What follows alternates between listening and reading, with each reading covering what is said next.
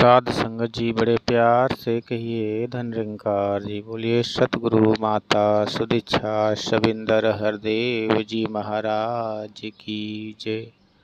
निरंकारी राजमाता गुरु भजन अवतार की जय। साध संगत जी,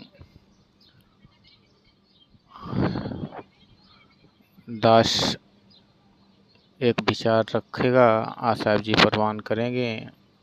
आप जी के चरणों में दास का प्यार भरा धन निरंकार पूरे परिवार की तरफ से आशीर्वाद बनाए रखिएगा। साध संगत जी, दास आप जी के चरणों का धूल है। साध संगत जी, ब्रह्म ज्ञान से जीवन में क्या बदलाव होता है, क्या लाभ होता है, साध संगत जी दास इस टॉपिक पे विचार रखेगा। तो साध संगत जी, जीवन के जो लक्ष्य होता है, साध संगत जी आए हो इस जहां में, क्या काम है तुम्हारा, ठहरोगे किस मौका में, लौटोगे जब दोबारा। साध संगत जी, ये पंक्तियाँ हमें सचेत कर रही हैं कि यह इंसान तो इस जहां पे धरती पे मानव जीवन को पाकर, इस सुंदर तन को पाकर, सुंदर विवेक को पाकर आया है। यहाँ किस लिए आया है, क्या काम है तुम्हारा, क्या अपने जीवन में केवल पेट पालना, घर बनाना यही काम है तुम्हारा। नहीं साध संगत जी, मानव का उद्देश्य कुछ और है कि ये जो आत्मा है इसका सफ़र बहुत लंबा है। कहते हैं कि छोटा सा ये सफ़र यहाँ पे, आत्मा का सफ़र बहुत लंबा है। साध संगत जी, ये तो छोटा सा एक मुकाम है मानव जीवन, जहाँ से हमें ढेरों सारे कर्म करके अपने जीवन को धन्य बनाना है। ये अवसर प्राप्त हुआ है साध संगत जी, परमात्मा की तरफ से एक ऑफर मिला है कि इंसान तू 84 लाख योनियों में कीट पतंगे, कीड़े मकोड़े, कुत्ते बिल्ली, हाथी घोड़े बन के जो जीवन बीता रहा था, आज तुझे गोल्डन चांस मिला है, ऑफर मिला है। तू अपने जीवन को इन सभी जीवों में जाने से रोक सकता है, क्योंकि ये मानव जीवन एक विवेकशील जीवन है, जिसमें इस परमपिता परमात्मा को सतगुरु के चरणों में आके जाना जा सकता है साध संगत जी। और ये सतगुरु के चरणों में जब इंसान पहुंचता है तो सतगुरु ब्रह्म ज्ञान की दात देकर मानव के जीवन को स्वच्छ और निर्मल बना देते हैं। फिर इंसान अपने कर्म करने के लायक बन जाता है। वहाँ से कर्म की पहली सीढ़ी स्टार्ट होती है। इससे पहले जो भी कर्म बने साध संगत जी, सभी अकर्म के रूप में ही बने, क्योंकि बिना सोचे, बिना समझे, बिना जाने जो भी कर्म करते गए, खाते सोते पीते सभी व्यर्थ में बीत गए। लेकिन जब सतगुरु के चरणों में आए साध संगत जी, तब से चेतना आए कि हमें कौन सा कर्म करना है, कैसे जीना है, कैसे रहना है, कैसे बोलना है। साध संगत जी, ये ब्रह्म ज्ञान मिलने के बाद ही एहसास होता है। इंसान का लक्ष्य होता है इस 84 लाख योनियों से अपने आत्मा को परमात्मा में मिलाकर मुक्त कर ले। यही अवसर के लिए इंसान इस धरा भूमि पे मानव जीवन पाकर आया है। इसीलिए तुलसीदास जी कहते हैं कि बड़े भाग्य मानुष तन पावा, सुर दुर्लभ सद ग्रंथन गावा, साधन धाम मोक्ष कर द्वारा, जो पावे परलोक संवारा। साध संगत जी, जिसने भी इसको पाया है वो अपने जीवन को धन्य बना सकता है, संवार सकता है, सजा सकता है, लोक भी सुहेली कर सकता है और परलोक भी सुहेला सुंदर बना सकता है। ये कर्म हमें इसी जन्म में करना पड़ेगा साध संगत जी, क्योंकि आत्मा जब निकलेगी ये पंच भौतिक शरीर जब काया 5 तत्वों में मिल जाएगी तो आत्मा का ठहराव यहाँ कहाँ पे होगा सत्संग जी।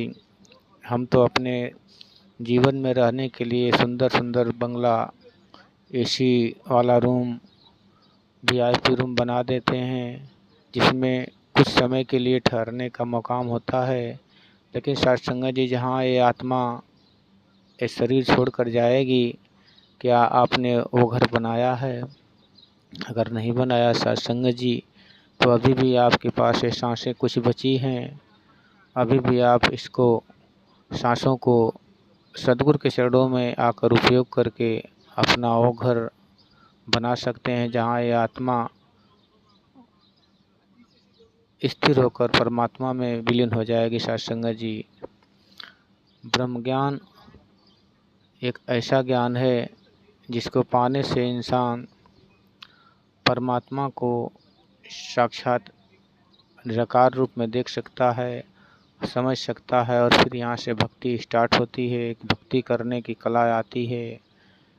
ध्यान मूलम गुरुर मूर्ति, पूजा मूलम गुरुपदम, मंत्र मूलम गुरु वाक्य, मोक्ष मूलम गुरु कृपा। सत्संग जी यहाँ सतगुरु इस पार ब्रह्म परमेश्वर का दर्शन करा के जो मंत्र देते हैं, तुहि निरंकार मैं तेरी शरणा मैनू बख्श लो, ये सुमिरन करके सेवा सत्संग सुमिरन करते हुए ये जीवन को बिताते, संतों के चरणों में बिताते चले जाना है।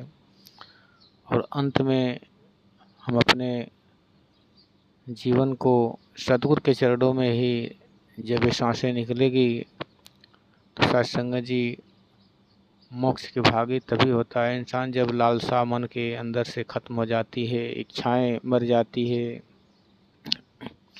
इच्छाओं का मरना भी 2 प्रकार का होता है सत्संग जी। एक तो कहते हैं कि इंसान कुछ संकोच बस कुछ आदतें छोड़ देता है, लेकिन अंदर से उसकी चाहत जो है बनी रहती है।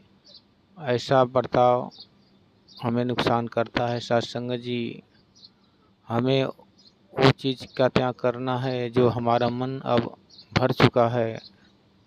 उधर मन अब कहता नहीं है कि ये काम हमें करना है, ये इच्छा करनी है। सत्संग जी, इच्छाओं को मारने का मतलब है कि कामना मन के अंदर मरते दम तक नहीं रहना चाहिए। अंतिम क्षण में यदि कामना अंदर आती है संसार की वस्तुओं के लिए, रिश्तों के लिए, तो सत्संग जी फिर कन्फर्म है कि ये जीव फिर से इस योनि में रिटर्न आ सकता है। इसीलिए कहते हैं कि जीवन रहते हुए जो कुछ कार्य करना है कर लो, फिर इसके बाद आपको कुछ पछताने के लिए नहीं रहना चाहिए। सत्संग जी, फिर ये जीवन दोबारा नहीं मिलेगा मानव का। ये अवसर कहते हैं कि भई प्राप्त मानुष देवरिया, गोविंद मिलन की ये तेरी बेरिया, और काज तेरे किथे न काम, मिल साध संगत भज केवल नाम। सत्संग जी, ये परमात्मा को भजने के लिए, पाने के लिए जीवन मिला है।